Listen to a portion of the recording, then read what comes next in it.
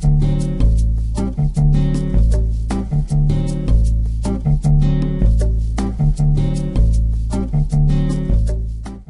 everyone, this is Christopher Valdez, your partner in managing the future. Ngayong araw na ito, may sishare ako sa inyo na technique kung paano i-handle ang objection in 3 simple steps. So after ng video na ito, hindi mo aakalain na ganun lang pala kadali. Anyway, bakit ba natin kailangan i-handle ang mga objections properly? Ganito kasi yan, kung gusto mong i-build ang negosyo mo, kailangan ay matutunan mo kaagad maging dependent at mag-handle ng mga objections. For sure, mag-iiba ang takbo ng negosyo mo kapag natutunan mo na kung paano mag-handle ng objections. Marami kasi ang nagpe-fail sa kanilang negosyo dahil hindi nila alam kung paano mag-handle ng mga objections. Marami sa mga entrepreneurs ay nafo-frustrate na lang dahil yung mga akala nilang 100% ng committed ay biglang nag-back out dahil meron lang hindi nasagot na tanong ng kanilang mga kliyente. Nakaka-relate ba?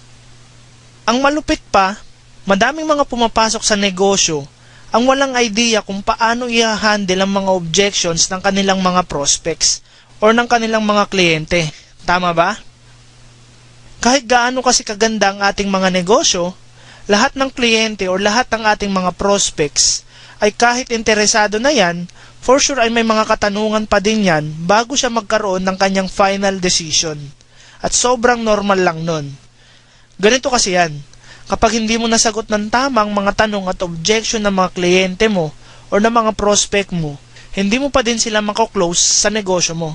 So bottom line, yung mga taong seryoso at interesado talaga sa negosyo mo ay hindi talaga maiiwasan na magtanong.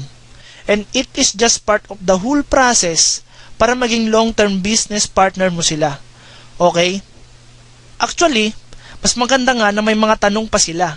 Dahil sign lang yun na pinag-iisipan talaga nila ng maigi ang opportunity mo or baka may hindi lang sila naintindihan dyan sa negosyo mo.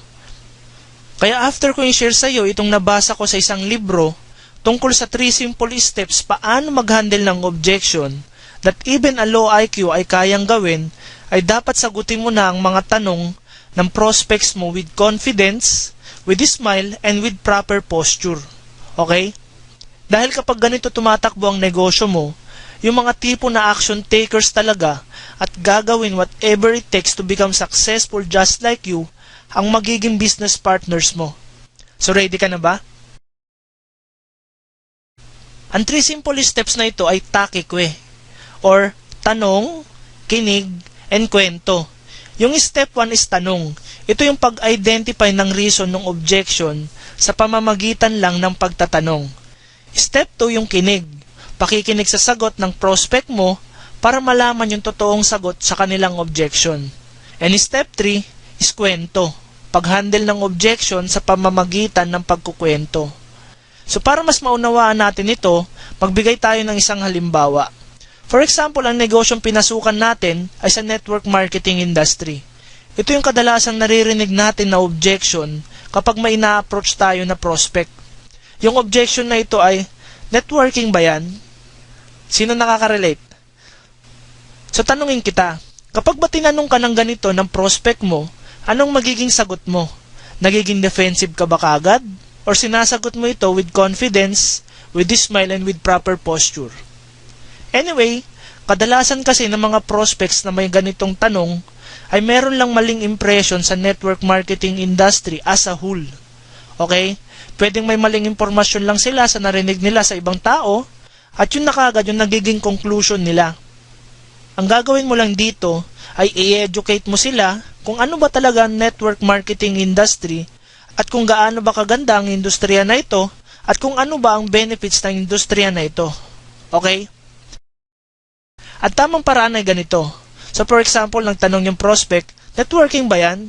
So yung step 1 na gagawin mo is magtatanong ka. Curious lang ako, ano ba ang ibig mo sabihin ng networking? Then pupunta na tayo sa step 2 which is kinig. Wala kang ibang gagawin dito kundi makinig lang sa isasagot ng prospect mo. Andali, di ba? Pwedeng ganito yung sagot ng prospect mo.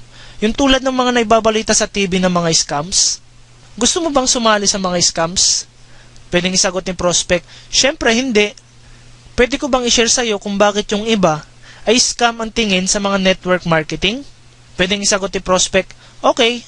So kapag narinig mo na yung sagot nila, it's time to go to step 3, kwento.